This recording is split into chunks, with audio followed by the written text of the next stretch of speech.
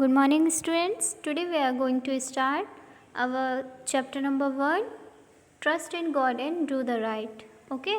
हमारे English book का पहला चैप्टर क्या है? Trust in God and Do the Right. Okay. Now look at here.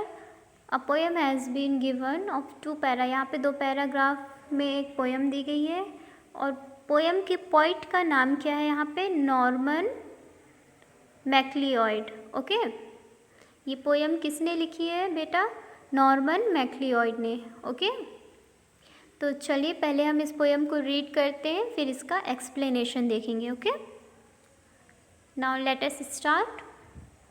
Courage brother, do not stumble, दो thy path be dark as night, there's a star to guide the humble, trust in God and do the right.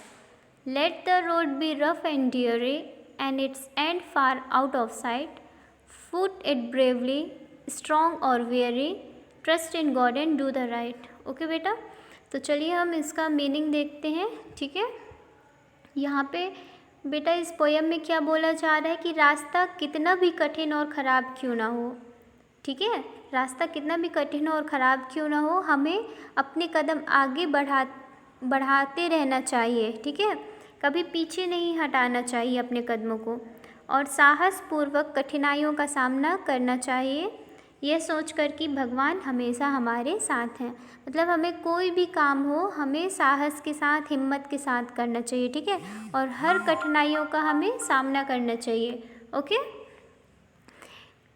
रास्ता कितना भी कठिन क्यों ना हो, हिम्मत वाले बच्चे कभी डरते नहीं हैं. ठीक है, ठीक उसी तरह जैसे रात में तारे रोशनी देकर हमें रास्ता दिखाते हैं, इसी प्रकार भगवान भी हमेशा हमारे साथ होते हैं. ठीक है बेटा, तो इस पोएम में हमें हमारे जो गॉड हैं वो हमारा साथ दे रहे हैं. ठीक है, मतलब हमें सिर्फ अच्छे काम करते रहना चाहिए, सही काम करते रहना चाहिए. ठीक है, राइट वर्क करना चाहिए, जिससे कि भगवान भी हमारा साथ देते रहेंगे. Okay, now look at the glossary here. Courage means the ability to do something dangerous without showing fear. यहाँ पर करेज से मीनिंग है बेटा, करेज शब्द उन लोगों के लिए उपयोग किया गया है जिनके अंदर कुछ खतरनाक करने की एबिलिटी हो. ओके, मतलब वो कुछ डेंजरस चीज़ करना चाहते हो, मतलब ऐसे काम जो कभी किसी ने पहले ना किया हो. ठीक है, और वो काम कैसे हो? अच्छे काम हो. ठीक है, stumble here. Stumble means to walk और move in an unsteady way. यहाँ पे बेटा स्टम्बल का मतलब क्या होता है? टू वॉक और move in an unsteady way. Okay, ठोकर खाकर भी आहिस्ते रास्तों पर चलना, मतलब भले ही रास्ता ऊबड़ खाबड़ क्यों ना हो, भले ही हम क्यों चलते चलते गिर न जाएं, हमें क्या करना है? हार नहीं मानना है. ठीक है, हमें उठ कर के दोबारा चलना है. ठीक है, now next word is path. Path means a way और track laid down for walking.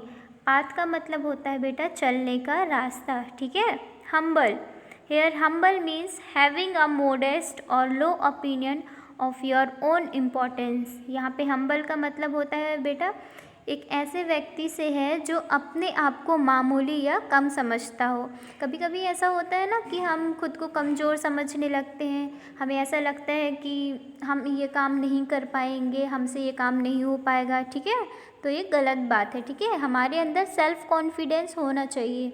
Okay, हमें ये लगना चाहिए कि हाँ हमसे ये काम हो जाएगा. ठीक है, हम बिना ट्राई किए ये नहीं बोल सकते कि हमसे ये काम नहीं होगा. ठीक है, इसलिए हमें पहले करके देखना चाहिए काम को. ठीक है, हमारे अंदर सेल्फ कॉन्फिडेंस होना चाहिए. यहाँ पे हम्बल का मतलब होता है ऐसे व्यक्ति से है जो अपने आप को मामूली या कम समझता हो, मतलब खुद को ये मानता हो कि उससे कुछ नहीं आता. Okay, now look at the word rough.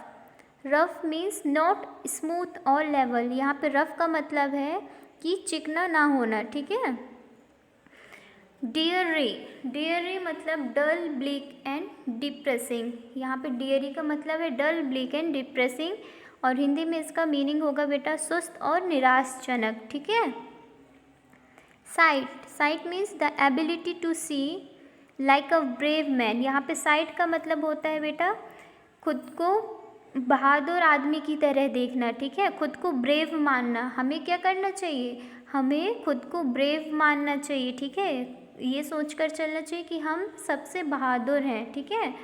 Okay, now next word is guide, that give help, information और इंस्ट्रक्शंस। गाइड का मतलब होता है जो हमें इंफॉर्मेशन देता है, इंस्ट्रक्शन देता है, या फिर हमारी सहायता करने वाला, या फिर रास्ता दिखाने वाला, ठीक है। तो बेटा हमारी लाइफ में बहुत सारे लोग होते हैं जो हमको गाइड करते हैं, है ना, जैसे कि हमारे पेरेंट्स हो गए, हमारे ब्रदर सिस्टर हो गए, फिर हमारे टीचर्स हो गए, है ना। ये सब क्या करते हैं, हमको हमारे लाइफ में गाइड करते हैं ना, हमें सही रास्ता दिखाते हैं, है ना। और उसी तरह हमें भगवान जी भी हमें सही रास्ता दिखाते हैं, ठीक है। लेकिन जनरली हमें कौन सही रास्ता दिखाता है, हमारे पेरेंट्स, हमारे teachers, okay. And now trust means the believe that something somebody is good, honest and harmless. यहाँ पे ट्रस्ट का मतलब होता है बेटा विश्वास और भरोसा, ठीक है। हमें गॉड पे, यहाँ पे इस पोएम पे क्या बोला गया है कि हमें गॉड पे ट्रस्ट करना चाहिए और राइट वर्क करना चाहिए, ठीक है। हमें भगवान पे भरोसा करते हुए हमें सही काम करते चलते जाना चाहिए, ठीक है। मतलब हमें हमारे जीवन में कभी भी कोई गलत काम नहीं करना है, okay. Courage brother do not stumble though thy path be dark as night. यहाँ पे हमें किसी भी चीज़ से घबराना नहीं है, भले ही रास्ता कितना ही ऊबड़ खाबड़ क्यों ना हो, हमें साहस से काम करना है, ठीक है, हिम्मत के साथ काम करना है और आगे चलते जाना है। देखो रात में क्या होता है, बहुत ही ज़्यादा अंधेरा होता है, लेकिन हमें कौन गाइड करता है, रास्ता कौन दिखाता है, तारे, है ना, तारे होते हैं ना हमें रास्ते दिखाने के लिए। उसी तरह हमारे जीवन में भी बहुत सारी कठिनाइयाँ होती हैं, है ना, तो हमें रास्ता दिखाने के लिए कौन होता है, गॉड होता है, ठीक है। इसलिए हमें सही काम करते हुए आगे बढ़ते जाना चाहिए, ठीक है। Let the road B rough and diary and it's and far out of site. चाहे रास्ता कितना भी ख़राब क्यों ना हो, है ना, या कितना ही उलझनों वाला क्यों ना हो, हमें चलते जाना चाहिए आगे। फुट इट ब्रेवली स्ट्रॉन्ग और वेरी। हमें कैसे बहादुर बन के हर कदम को अपना आगे बढ़ाते जाना चाहिए, ठीक है। मतलब डरते हुए हमें आगे नहीं बढ़ना है, हमें ब्रेव बन के आगे बढ़ना है, ओके, ब्रेव बन के, मजबूत बन के, ठीक है। And here next, trust in God and do the right. और हमें भगवान पे भरोसा करना है और सही काम करते जाना है, ठीक है। ओके बेटा, तो यहाँ पे देखिए ग्लोसरी दिया गया है, तो आपको आपकी कॉपी पे ये पोएम को नोट करना है और ग्लोसरी को भी लिखना है, ठीक है। ग्लोसरी को लिखने के बाद आपको इसे मीनिंग लर्न करना है, ओके। थैंक यू बेटा, हैव अ नाइस डे।